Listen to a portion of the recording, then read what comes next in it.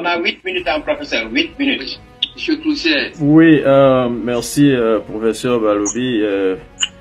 Monsieur le conseiller, je crois que vous nous avez convaincus sur beaucoup de points et je suis content que votre crédibilité panafricaine n'ait pas souffert dans ce vent de transition là où vous êtes mis. J'aurais voulu résumer ma question à une seule, pour dire pour qui roule le Gabon aujourd'hui. Mais avant que de le simplifier comme cela, je vous fais voir le problème.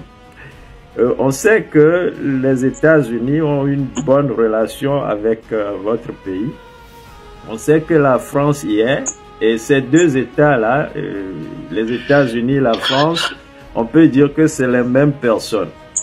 Et au même moment, je crois que la Chine aussi est dans le secteur des infrastructures, alors qu'on sait que les relations aujourd'hui entre la Chine et les États-Unis ne sont pas des meilleures.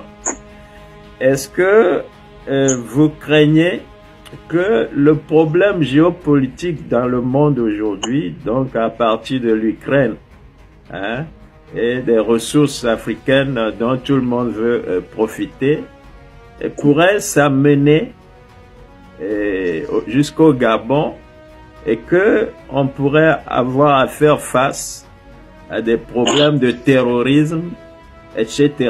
Ou bien parce que le Gabon roule pour le meilleur, ben on n'aura jamais de terrorisme au Gabon. Quel est votre avis actuellement sur la question? Pour qui roule donc le Gabon aujourd'hui? Posez là une question très complexe. Je sais. Je vais répondre. Un pays souverain roule pour lui-même, roule pour les intérêts de son peuple, qui d'ailleurs est le détenteur de la souveraineté. Donc si mon pays était souverain, je vous dirais que mon pays ne roule pas pour les États-Unis ni pour la France.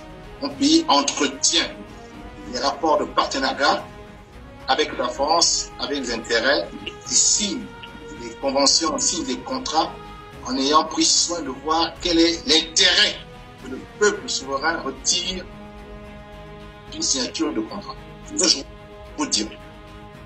Et ce pays, qui est le Gabon, qui est un pays souverain, discuterait pas seulement avec les forces de l'OTAN, mais également avec les forces des BRICS. Et on le ferait en toute liberté, on le ferait en toute indépendance, on le ferait en toute souveraineté. C'est un peu la position que défendent aujourd'hui les trois présidents de l'AES, que je respecte.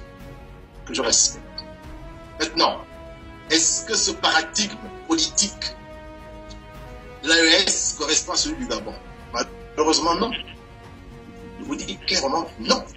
Notre pays est encore sous la tutelle de la France. Notre pays est encore sous la tutelle de la puissance, on va dire, euro-atlantique. Ce sont encore les Américains, les Français, les Britanniques, les anciens empires qui sont partis et continuent à faire la pluie et le beau temps. Et donc, il nous faut maintenant trouver une bonne stratégie pour se défaire d'eux sans qu'ils ne nous fassent trop de mal. Car si effectivement nous entrons dans une logique d'affranchissement brutal, bien, je suis persuadé que nous aurons Boko Haram aux frontières du Gabon, nous aurons Boko Haram au Gabon. Je suis persuadé que les actes terroristes vont commencer. Parce que les puissances occidentales, ce sont la méthode, vont nous payer cher notre volonté d'indépendance et de souveraineté. Nous sommes obligés pour l'instant d'adopter la stratégie de la tortue. C'est-à-dire que nous essayons de voir comment nous pouvons progressivement changer à notre avantage les rapports avec les anciennes puissances en faisant comprendre que le tout perdant que nous avons et le tout gagnant qu'eux ils ont ne peut plus continuer ainsi. Il serait intéressant que nous puissions reviser ensemble les accords de coopération sociologique gagnant-gagnant.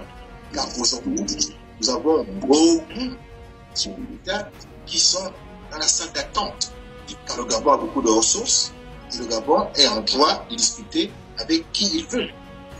Nous cherchons ce n'est pas sortir de leur giron, mais c'est que nous évoluons désormais dans notre giron à nous, tout en discutant avec eux. En fait, il nous faut désormais avoir un pôle africain qui discute avec les autres pôles. Mais dans cette logique-là, le pôle, nous ne pouvons pas y aller balkanisés comme nous sommes aujourd'hui. C'est là où le sens de la démarche panafricaniste me paraît fondamental à relever. Le Gabon seul ne pourra pas. Il faut que nous ayons les États-Unis d'Afrique centrale pour peser et pour discuter avec les forces de l'OTAN, discuter avec les forces de Mercosur, discuter avec les forces des BRICS. Un petit État comme le Gabon ne fait pas l'affaire. Voyez-vous? Donc, il nous faut, c'est ma conviction la plus profonde, il nous faut aller pouvoir un jour sortir de l'influence des impérialismes occidentaux qui ne veut pas partir. Il nous faut d'abord nous soutenir au niveau de l'Alliance de l'Ouest, de l'Afrique centrale. Nous ayons ici l'alliance des États, par exemple, de l'Afrique centrale, que j'appelle les États-Unis. Et nous allons commencer à constituer une force, discuter avec eux, d'égal à égal, et voir comment ils peuvent négocier avec les contrats et négocier avec les autres en toute liberté. Un pays comme le Gabon tout seul ne le peut aux États-Unis. Mais les États-Unis d'Afrique centrale le peuvent face aux États-Unis, face à l'Union européenne, face au Mercosur et face aux BRICS. Voilà, moi, ma position profonde et politique sur la question. Voilà.